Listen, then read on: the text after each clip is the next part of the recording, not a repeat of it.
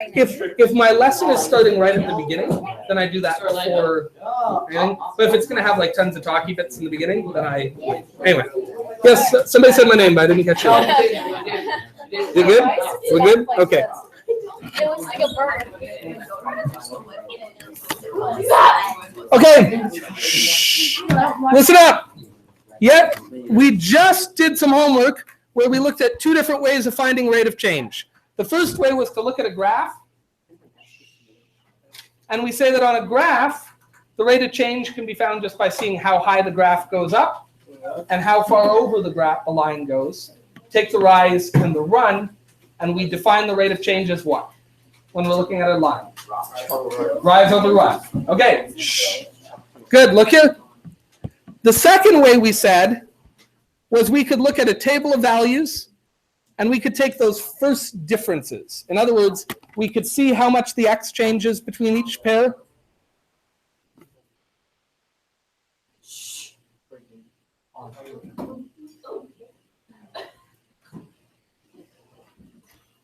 Hashtag fury. Hashtag rage. Okay, so we said we can take the first differences and see how the x's change and see how the y's change. And when we look at rate of change in that sense, how do we solve for it? How do we calculate the rate of change? We divide what by what? Very good. Today, we're just going to take the next logical extension of that and say, what if we don't have a graph? What if we don't even have a table of values? What is the least information with which I can make a straight line? Okay, I need a ruler, but even then, I would need to know where to put the ruler. What's the least information that will give me a line? For example, if I put... Sorry, Krish. Krish, what's going on? Okay. If I put a dot here, how many lines could I draw through that dot? 0. Infinity. Infinity. I could draw any line I wanted. An infinite number of lines, right? I could have one that goes this way, one that goes this way, one that goes that way, one that goes this way. What if I put these 2 points? How many different lines could I put that go between them? 2. 1 or 2, but technically you can do Nope, because the line goes on forever. Forever to the left, forever to the right. We're going to talk more and more about that. There's only one way to draw a line between those. Now, you're right. I could stop the line at different points. But if we think of the line as the thing that goes on forever, there's only one way to draw a line between these 2 points. If I have 1 point, there's an infinite number of ways. As soon as I give you 2 points, only one way. So all the information we need to create a straight line is 2 points. If I provide you with 2 points, you can draw a straight line. And if I provided all of you with 2 points, you would all draw the exact same straight line. You'd have to. Does that make sense? And I know you'd all get it right because you're all very clever. So with that in mind, today we're going to look at the least information I could possibly give you, which is 2 points. Does that make sense? Even if all I give you is 2 points on a graph, that's enough for you to make a line. If that's enough for you to draw a line, then it should be enough for you to figure out the rate of change. Does that make sense? As soon as I drew this line, it would have a rate of change. So I'm going to tell you that we can calculate the rate of change just from the points. Does that kind of make sense? All the information we need about this line is right in the coordinates of those 2 points, which is kind of cool. So before we do that, a little bit of housekeeping. I am getting really tired of writing out the word change in. And mathematicians get really tired of writing the words change in, so they decided to use a letter. And then they thought, how can I make this confusing for grade 9 students? And they said, wait a minute, I know. We could use a Greek letter. So it's one they don't know. Yeah. So they use delta. And delta looks like this. Illuminati. That is a delta. Yep. Can we use a graph for rate of change, but with a K? Because that just makes a lot better. You know what? For you, Lane, yes. I've been using. Okay. Oh, now I wrote, I was just supposed to write rock with a K. Means change in. So when you see delta, it means the change in something. That means that instead of writing that the rate of change is y, change in y over change in x, I can say that the rate of change is equal to the change in y by putting delta y over, not triangle, it's a delta, over delta x. An A is a triangle too, but we don't say that. We call it an A. So, okay. There we go. Does that make sense? So, from now on in this course, whenever I want to say something is changing in math, I'm not going to write the word change. You're going to see me use the letter delta. It's a letter. It is a letter. It is a Greek letter, and it's a Greek letter to this day. Now, yes. Here's the deal. For the time being, I don't care. Thank you so much. Really kind of you. Thank you. I like your kindness in bringing me a coffee. Can I pay you for it? I will pay you for it. Just give me a minute. No, I insist. It's free money, just take it. I get paid pretty well to do this, whereas you do not get paid to be here. Oh, yeah. There you go. Okay, though we have talked about the financial benefits of being a student. Okay, so here's what I want to teach you. If we have 2 points, each of them has coordinates, right? And you're very comfortable. I know we've plotted a lot of points, this year so far. Certainly, you probably did a lot of plotting points in elementary school, yeah? A lot of those activities would like plot these points and connect them with lines, and that's like Pac-Man. And you're like, hey, I drew Pac-Man. Did you ever do that? We had to draw pictures with like connect the dots. Did you ever do that? Yeah. We did it yesterday, friends. In grade There you go. 7, we did that. And, Nice. I made like an ice cream sundae. Love it. See, this is what I'm talking about. Okay. So listen, to make a line, all we need is 2 points. So here we have point 1, and here we have point 2. Now, I'm not going to belabor this with the letters because we're going to immediately go to doing an example with real numbers. But long story short, point 1 has 2 coordinates. It has its x value, and it has its y value.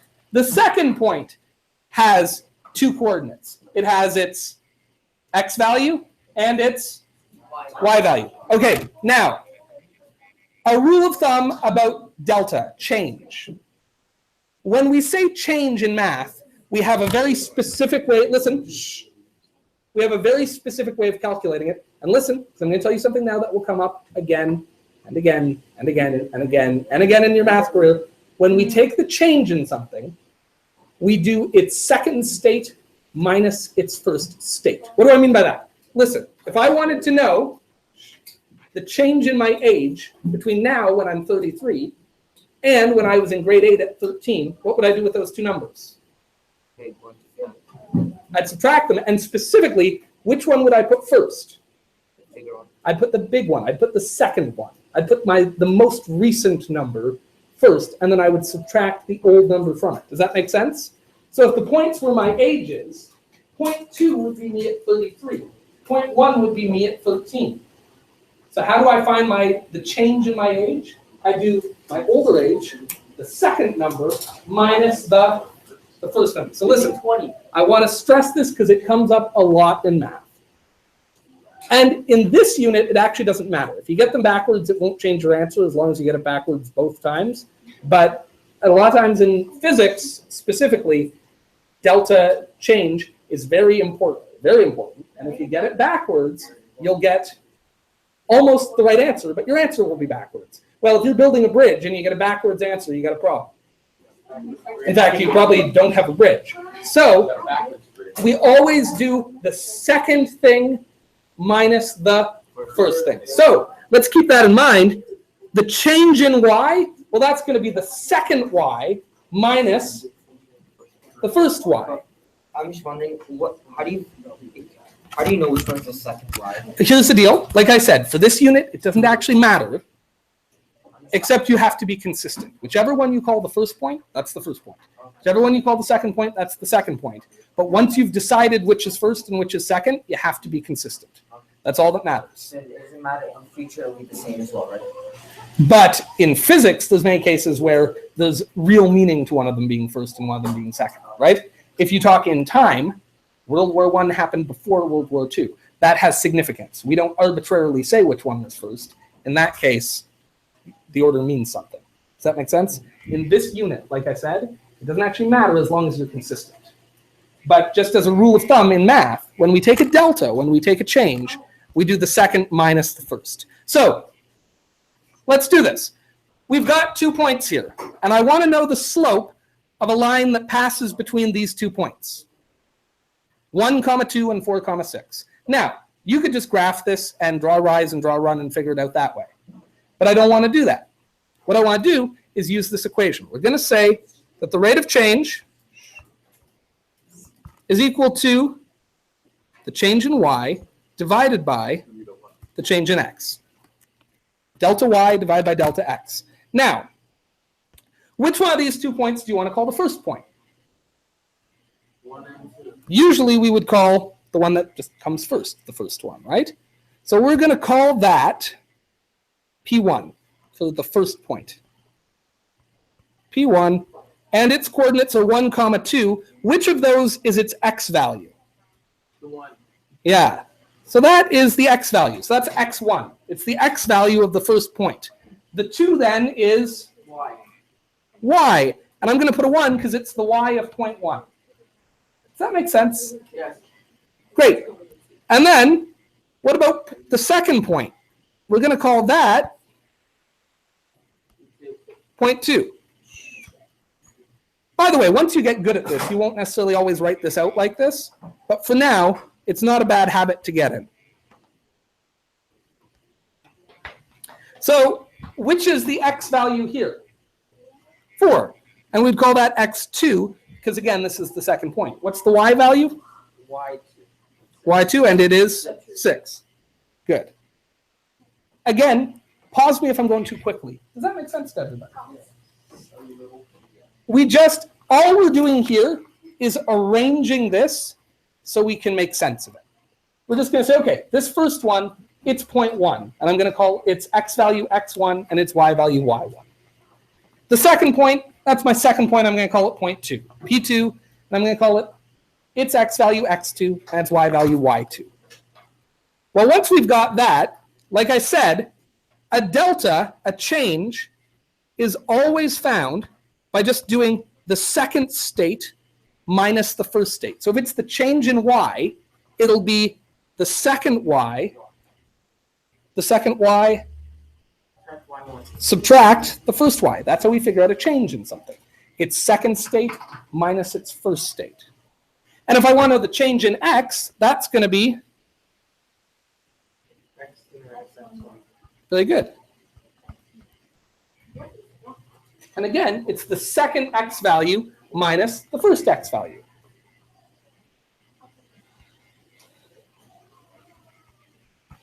This will seem clunky at first. It'll seem like it's a lot of work, and it'll seem a little confusing. And then once you get the hang of it, you won't bother writing out all this stuff. You'll be so used to knowing what delta means that you'll just go on and do it. Sorry, I'm just giving myself a bit more room because I wrote too big. Well, it's okay. It's okay. So let's go. What is the second y value? What's the y value of the second point? 6. What was the y value of the first point? Yeah, and we subtract to find the difference. What was the x value of the second point? 4. Lane, what was the x value of the first point? No, x value of the first point.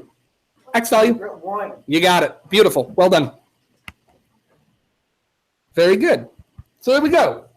And I am going to color code these, I think.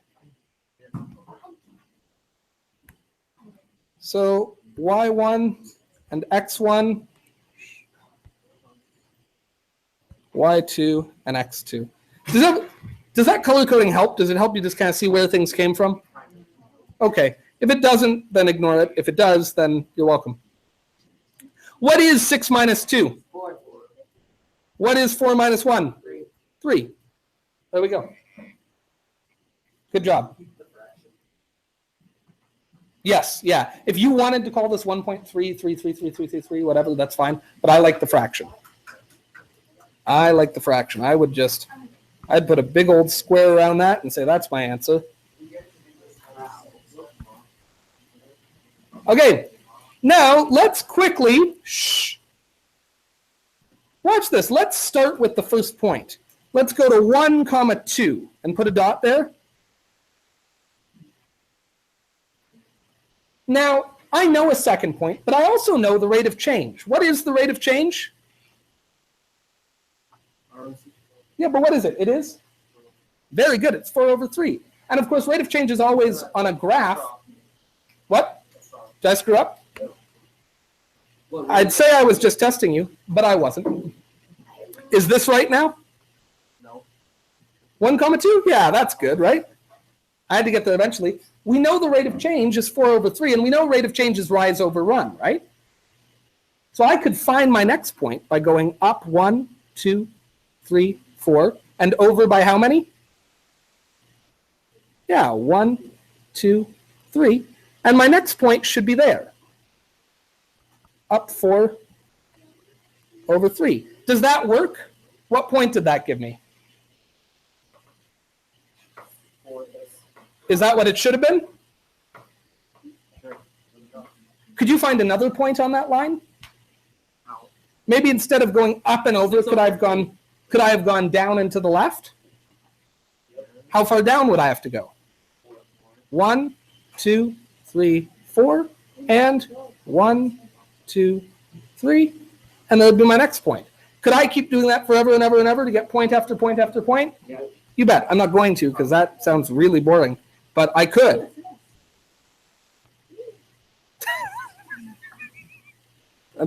That's great, Sammy.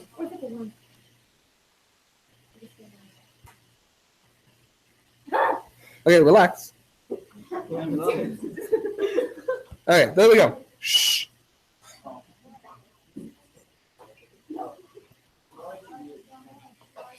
Does that make sense? Once we know the rate of change, we can find as many points as we want on a graph. It has like a straight line button. I get a straight line button, which of course you don't have. Okay, shh. Let's try one more together.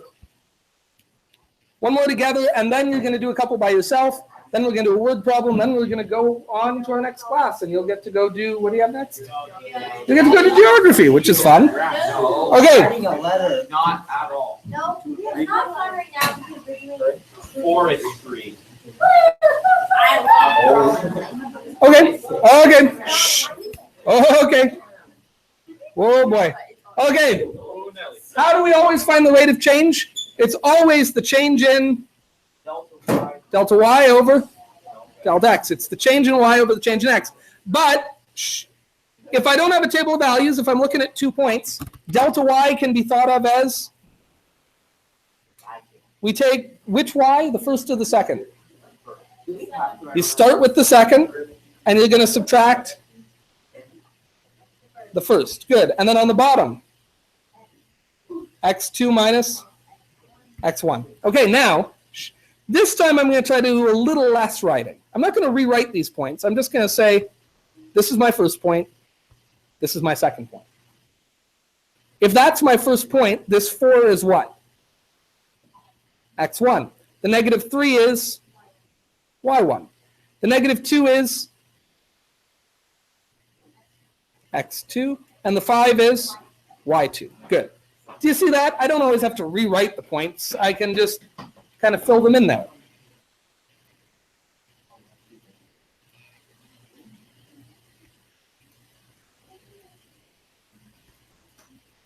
And again, just to help a little bit, I'm going to highlight my first point yellow and my second point green. So we're going to keep in mind that we use the second point first, and we use the first point second. It's counterintuitive in a way, but we understand that's how we find the difference between things. So What is the second y value? Because y2 is what we have to put in first. Yeah, the second y value is 5. Good. What was the first y value? -2. Okay, minus negative. No. Very good. Be careful.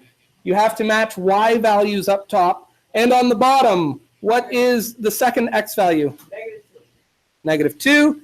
And what is the first? -4. Nope, you're always subtracting. Because that's how you find the change in something. You subtract. So now, what is 5 minus -3? Well, two negative signs really mean addition. So these really mean add. So what is 5 plus 3? 8. Good. And -2. If I've got -$2 in the bank and I go take $4 more out of the bank, I will now have -6.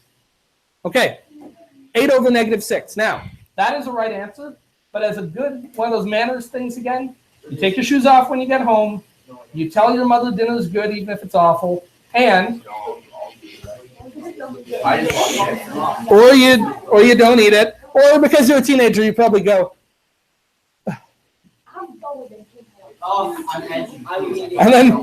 and then you briefly transport yourself to the antebellum South and go, well, I do declare I am going to Tim Hortons, mother. The voices. Do you speak to your mother in those voices? Okay. Shh. Okay. So listen. Shh. As a point of manners, listen. As a point of manners, we don't leave a negative sign on the bottom of a fraction. This is completely mathematically correct. But we like to clean it up. So first, I'm going to put the negative sign either in front or on top. Both are acceptable. Shh. Guys, oh, I regret that. Okay. So we put the negative sign in front of the fraction or on top of the fraction. Guys, Maddie, Sammy, be quiet. Okay, and then can I simplify that fraction? 8 over 6. Can I divide top and bottom by something? Yeah, it works out nicely as 4 over 3. That can be divided by 2. That can be divided by 2. And so we get a nicer fraction of -4 over 3. Or if you prefer, you can put the negative sign up top. Those are both acceptable ways of writing it. Leaving the negative sign on the bottom is not considered acceptable. It's considered bad manners. All right? Don't leave your shoes on in the living room. Don't leave a negative sign on the bottom. And now again, we can put this point on. Where would 4 -3 be? You don't need, if you've written all over your graph already, you don't need to put the second point on. But where would 4 -3 go? Would that go like this?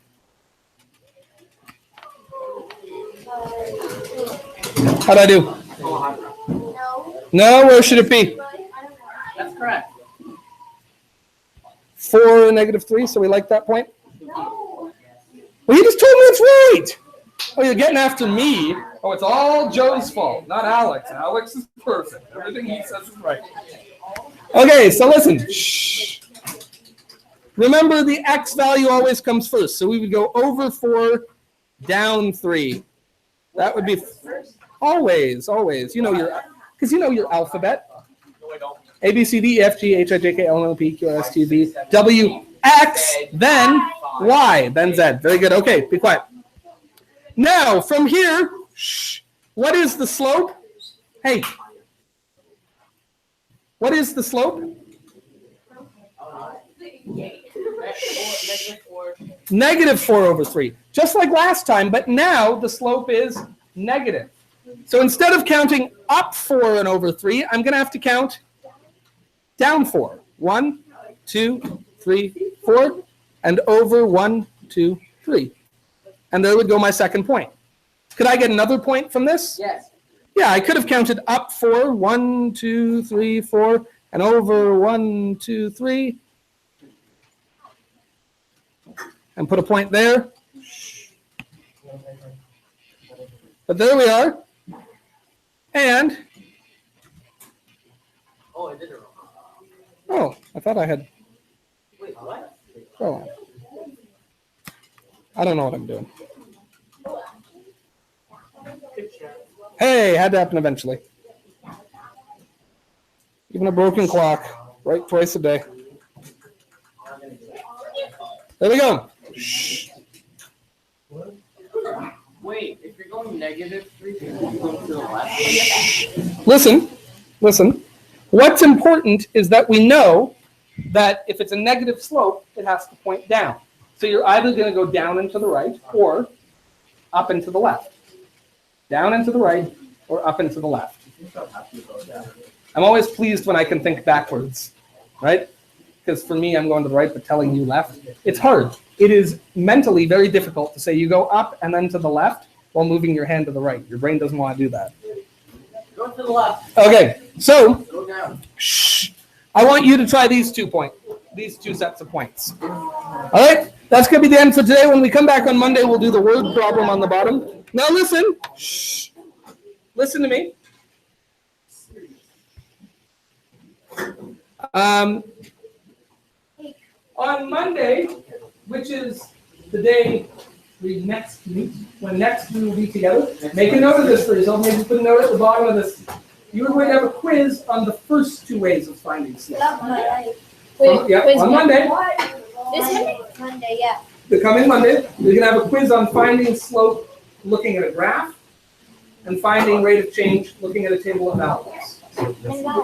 So like the homework we had yesterday. So when we come on Monday, now, will I do this work on that quiz? My foot. Nope. No, because we won't have time to take up the practice and homework and all that, okay?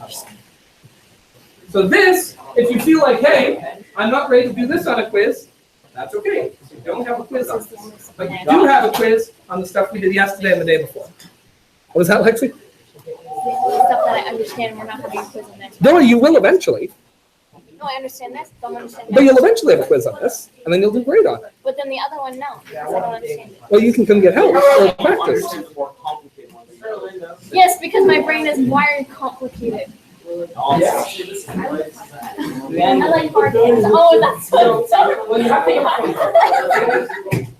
don't want to hear that ever again. I don't want to hear that ever again. So you're going to go. No, like, Yeah, I don't want to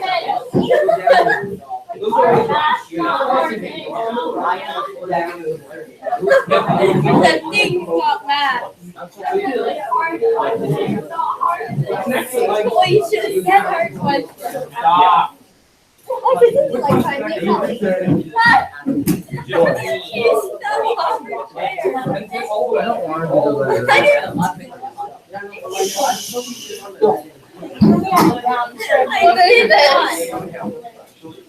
Remind me, I'm just becoming enraged. I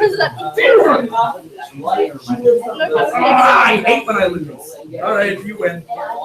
Wait, if you're subtracting negative, that's okay, never mind. It's like I had last semester I had a blow up because this kid had his phone down and he was going and I said, stop. He's like, what? And he was getting all mad and he wasn't talking and I was getting mad and I said, put it away. And finally he felt like I was a calculator and I felt about this big. Because I literally got in his face and then I thought, What?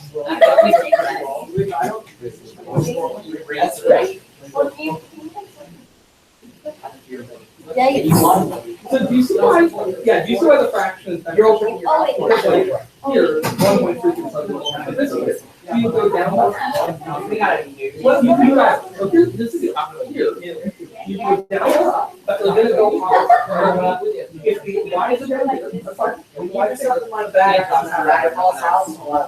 And you go down, in which case the y is getting smaller. That's fine. Then the x's have to get. Isn't that a way to measure your? Nope. It means off forever. Okay, slope is negative. You just have to make sure it's thinking back. So take a look. Look at this one. I don't know if you can frame. Yeah. That's not a way to measure. Before negative. Okay, now you would go. You want to go up or down? Josh, 5 points. It's a negative slope. So do you want to go up or down? Like this. You can do both. That is my phone. Okay, if you go down, y is getting smaller. Well, down by I side. should measure We made the y smaller. Haven't done it. Now, it's a negative. It's gonna go the same. Not really telling you this. I got the old man. We're gonna be alive.